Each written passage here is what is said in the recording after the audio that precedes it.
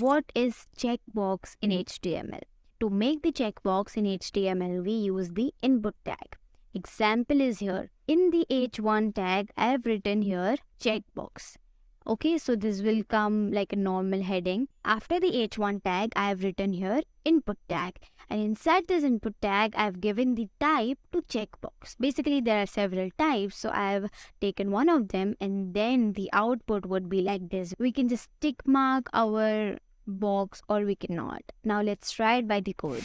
So we'll just comment these out with control / and then we'll move ahead. Now let's say I'm writing here an h3 tag, and inside this, let's say checkbox in HTML.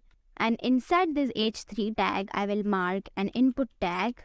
Okay, and inside this type, I will write here checkbox. We will save this. Okay, we are having this perfect match. We can just tick it or we can remove this tick mark. Now let's move further. So here's the task once again. You need to make your school subject list and then put the checkbox. After that, tick mark your favorite subjects among them. And this will be the output. Now it's time for you to do this fun activity.